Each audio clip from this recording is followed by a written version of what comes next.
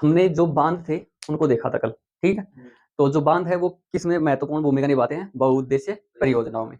आज उससे आगे देखेंगे कि जवाहरलाल नेहरू थे हमारे देश के प्रथम प्रधानमंत्री, जवाहरलाल नेहरू, ठीक है। कौन थे ये, देश के प्रथम प्रधानमंत्री थे, क्लियर। इसको मैं शॉर्टकट में ये लिखता हूँ JLN, जवाहरलाल नेहरू, क्लियर। अभी तो जवाहरलाल नेहरू है ना, इन्होंने जो बांध है, क्या बांध, इन बांधों को क्या कहा, आधुनिक भारत के मंदिर कहा, ठीक है। आधुनिक भारत के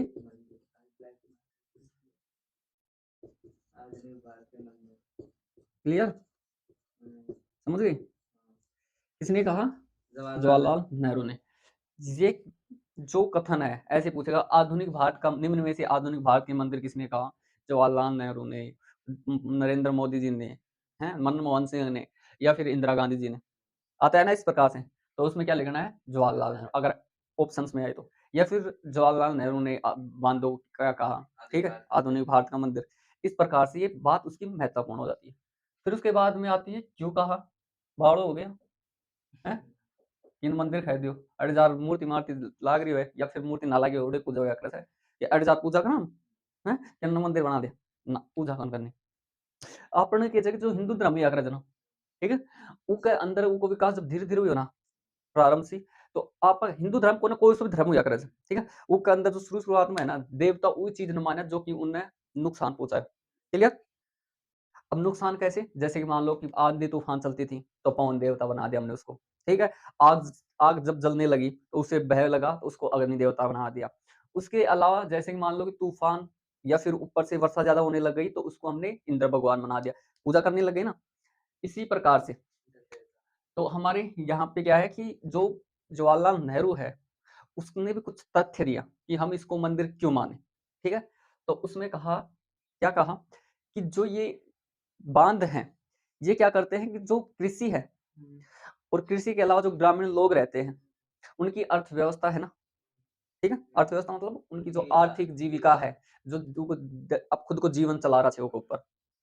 तो इनके बारे में बताया कि जो कृषक है, क्या क्या, कृषि, अब थे कृषि कर लिया, ठीक है। अब कृषि में क्या क्या हो सकता है, पानी की आवश्यकता है, जल की आवश्यकता है ना, उसको क्या बोलते हैं, सिंचाई बोलते हैं ना। अपने राजस्थान में या फिर अपने वाले इलाके में जल की कमी आ रही है धीरे धीरे, ठीक है।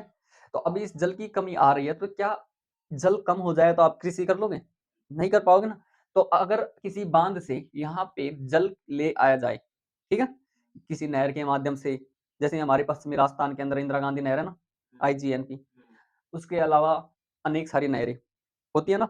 तो इनसे क्या हो रही है, हमारी जो जल की आवश्यकता की पूर्ति हो रही है, और उसमें भी हमारी कृषि के लिए सबसे उपयुक्त है, और कृषि में किस लिए, सिंचाई में, ठीक है। और इसके अलावा जो ग्रामीण लोग हैं, मान लो कि आपके यहाँ पे जल ही न हो, एक कहावत नहीं आती, जल है तो कल है, तो जल नहीं होगा तो कल नहीं होगा। तो इसलिए इन बांधों से क्या लाया जाता है, पानी लाया जाता है, ठीक है। तो इनसे क्या होती है कि जो हमारी अर्थव्यवस्था है वो चलती है, क्या चलती है, अर्थव्यवस्था। तो अब एक ये मंदिर के रूप में हो गए ना, हो गए या नहीं हुए, ये मंदिर की तरह वरदान ही होगा, ये तो भगवान से पढ़ लिए। इसलिए जवाहरलाल नेहरू क्या कहा, आधुनिक भारत का मंदिर। और अर्थ तक की बात हो ना, मान लो अब थे शहर में रहने लगा, ठीक है। अब शहर के अंदर भी जब गांवों में पानी की समस्या है तो शहर में खड़े से होगा, डेली डेली में बैठ सको शहरों थाने स्पेशल में दूंगा, है राम जी खुश हो जाए कि लो जी पानी लो, अन्न तो जल की आवश्यकता पड़ेगी। तो अन्न की जो अर्थव्यवस्था है वह कैसे पूरी होगी, बांधों से। उसके अलावा शहरों के अलावा हमारे यहाँ पे क्या हो रहा है, औद्योगिकरण या नगरीकरण, क्या हो रहा है, औद्योगिकरण या नगरीकरण, ठीक है। एक प्रकार से औद्योगिकरण देख लेते हैं, औद्योगिकरण। अब आपने यहाँ पे उद्योग धंधे लगा दिए, उद्योगों के लिए इसकी किसकी आवश्यकता पड़ेगी, जल की, ठीक है।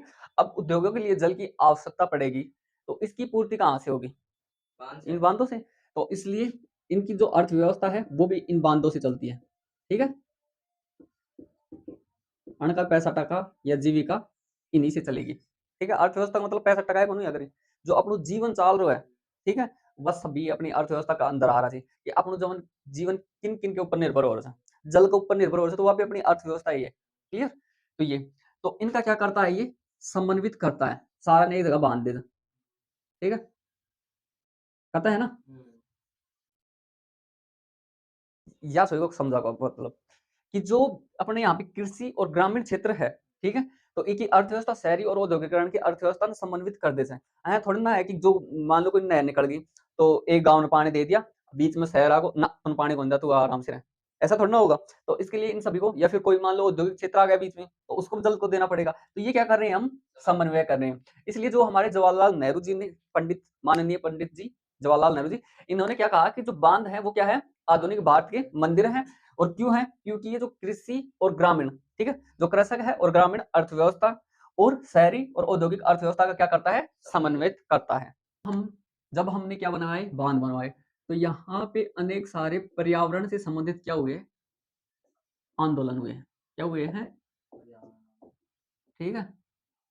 तो अब इन आंदोलनों के बारे में थोड़ा थोड़ा देख लेते हैं कि हमारे यहाँ पे दो आंदोलन हुए हैं। कितने आंदोलन हुए, दो आंदोलन हुए।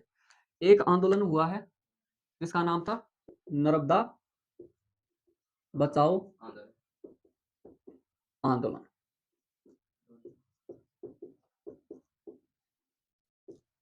ठीक है।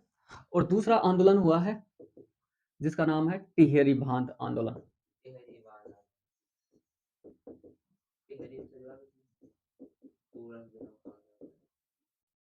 ठीक है, एक तो है नर्मदा बचाओ आंदोलन और दूसरा टिहरी बांध आंदोलन। इनका विरोध क्यों हो रहा है, ठीक है, ये आंदोलन क्यों, पहला क्वेश्चन तो यह होता है क्यों हो रहे हैं, या इनका विरोध क्यों हो रहा है, क्लियर। तो इनका विरोध होगा कारण यह है कि जो अड़े स्थानीय लोग रही थी, इसका कारण है जो मान लो कि अड़े जब मान लो बांध बना रहे थे तो अड़े स्थानीय लोग भी रहेंगे, ठीक है। अब इन स्थानीय लोगों के कर थे, अड़े से विस्थापन कर दोगे दूसरी जगह करोगा ना, कि अड़े से उठो थे थाना अड्डा कौन रहनो अड़े जल को बढ़ावा होगो, ठीक है। तो इनका विरोध का कारण ये है कि जो स्थानीय स्तर के लोग हैं,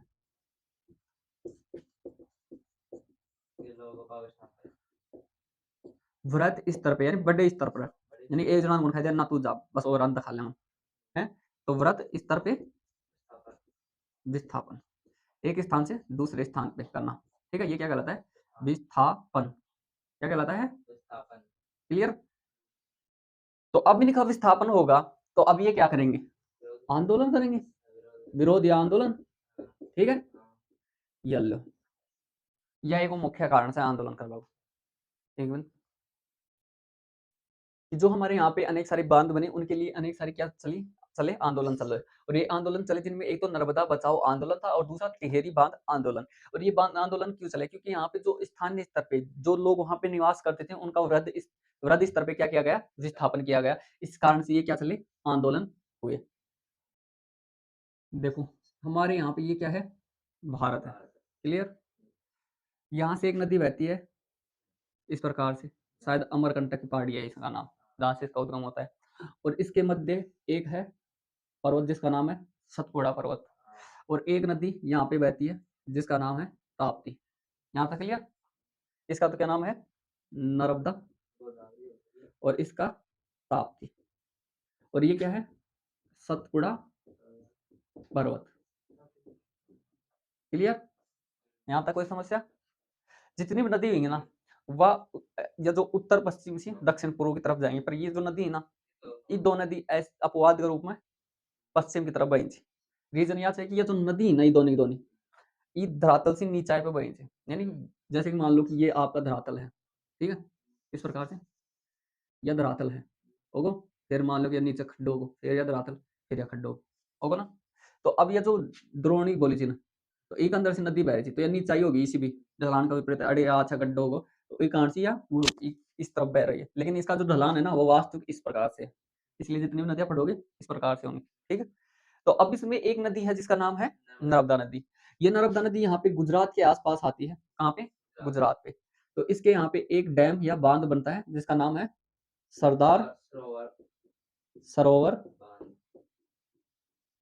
बांध। कौन सा बांध, क्लियर। अब इस बांध में क्या समस्या है कि यहाँ पे अगर इस बांध को बनाओगे तो यहाँ पे जो लोग रहेंगे इनका क्या करना पड़ेगा, विस्थापन करना पड़ेगा। या जब ये बांध बन रहा था ना तब तो समस्या ये थी कि यहाँ के आसपास की जो वनस्पति है ना ये समाप्त हो जाएगी और पर्यावरण को नुकसान पहुंचेगा। शुरुआत में तो आंदोलन इसलिए किया, पर उसके बाद में क्या हुआ कि ये जो आंदोलन कर लिया लोगों ने, खूब करोड़ थक गा, पर गवर्नमेंट ने ये बांध बना दिया। कौन सा? सरदार सरोवर बांध। और ये बांध कितने राज्यों के लिए बना दिया? एक तो यहाँ पे आता है महाराष्ट्र, क्या? महाराष्ट्र। फिर इसके उत्तर ये तो है गुजरात, गुजरात। और ये खुद मध्य प्रदेश से होके निकल के आ रही है, तो यहाँ पे मध्य प्रदेश में, कहाँ पे? मध्य प्रदेश में। और राजस्थान में भी यहाँ पे थोड़ा बहुत हिस्सा आता है इसका, कहाँ पे? राजस्थान। ठीक है, लगभग 124 का घुमाते हैं। तो ये जो हिस्सा हो गया, ये क्या है कि यहाँ से ये निकाल दी गई नहर, नर्मदा नहर। ठीक है, नहर मतलब छोटी शाखा के रूप में। क्लियर? तो ये है इससे संबंधित विवाद। फिर अब ये बन गया, ये नहर बन गई, तो अब क्यों बन रहा है, अब क्यों है चल रहा है ये आंदोलन? इसका रीजन ये है, पहले तो कहा कि पर्यावरण को क्या पहुंचाओगे? नुकसान। और अब आसपास के जो लोग हैं ये भी तो विस्थापित होंगे, तो अब इन लोगों को क्या कर दिया आपने? विस्थापित कर दिया।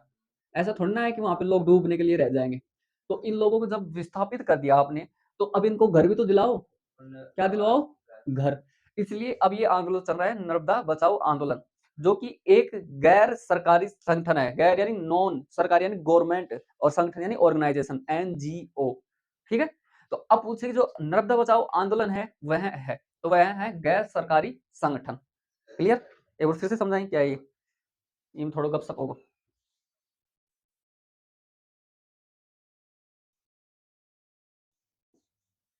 कि ये जो नदी आ रही है, ये नर्मदा नदी इस प्रकार से आ गई, जल बहाला आई, और इसके यहाँ पे बना दिया आपने डैम। क्लियर? और ये किसके लिए? जब ये डैम बन रहा था, तब तो ये आंदोलन था कि यहाँ के जो ये जो क्षेत्र है, क्योंकि डैम इतना सुकन बना, एक चड़ोबर का घेर दूंगा।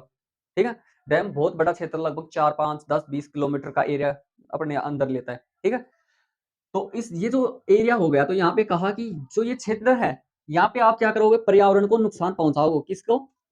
पर्यावरण को क्या पहुंचाओगे? नुकसान पहुंचाओगे। पर्यावरण मतलब वृक्षों के नुकसान पहुंचा दोगे। पर यहाँ पे क्या किया गवर्नमेंट ने?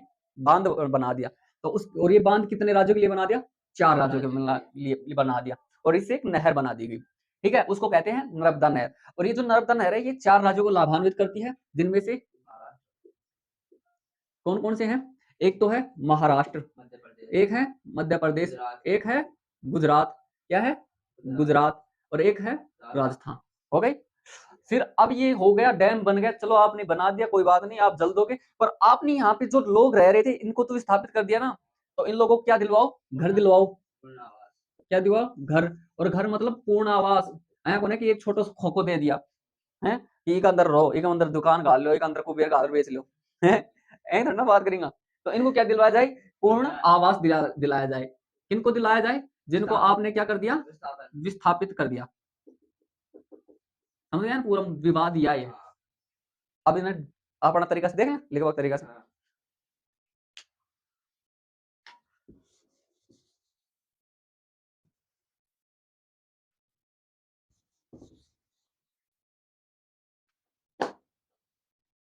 तो अब ये जो नर्मदा बचाओ आंदोलन, पहली बात आती है कि नर्मदा बचाओ आंदोलन है क्या? नर्मदा बचाओ आंदोलन।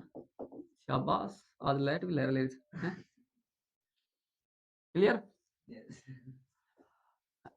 लाइट ने बचाओ, लाइट बचाओ आंदोलन चलेगा। हाँ, ये लाइट कोई तो कारण बता यार, कहीं चीजें डैम से क्या बनाई जाती है? विद्युत उत्पादन की जाती है। पर अब ये नाराज हो गई, यहाँ कैसे कि थारा राजस्थान का डैम ही मत आ रही, मत कोयला से बनका रही थी। तो अब ये है तापीय विद्युत अपने यहाँ पे आ रही है, जो ये जलीय वाली नहीं है। क्लियर? इसलिए ये नाराज हो गई, बिना फालतू खैर हम थारा बेगम खैर आ जाते। तो अब ये क्या है? नर्मदा बचाओ आंदोलन। तो सबसे पहली बात आती है कि जो नर्मदा बचाओ आंदोलन ये है क्या? ये है एक गैर सरकारी संगठन। क्या है? गैर सरकारी संगठन। ठीक है, गैर को बोलते हैं नॉन, सरकार को बोलते हैं गवर्नमेंट। क्लियर? और संगठन को बोलते हैं ऑर्गेनाइजेशन। ओ आर जी नाई जे सन। ठीक है, क्लियर? ऑर्गेनाइजेशन, या फिर ओ ही लिख लेते हैं, गलत गलत हो जाए बिना फालतू में नहीं। ठीक है, ऑर्गेनाइजेशन। क्लियर? इसका क्या नाम हो गया? गैर सरकारी संगठन। और इसको एक नाम दे देंगे हम ऑर्गेनाइजेशन के स्थान पे, एन जी ओ, यानी कि सरकार के द्वारा नहीं चलाया जा रहा। क्लियर? गैर सरकारी संगठन क्या है? गैर सरकारी संगठन। अब ये किसके लिए चलाया जा रहा है? ठीक है, जो मध्य प्रदेश वाला इलाका है या जो महाराष्ट्र वाला इलाका है, ये जो क्या है कि यहाँ पे मध्य प्रदेश में आप देखोगे वनों की थोड़ी सर्वाधिक है, तो यहाँ पे वन है तो इसका मतलब जनजातियां भी होंगी ना।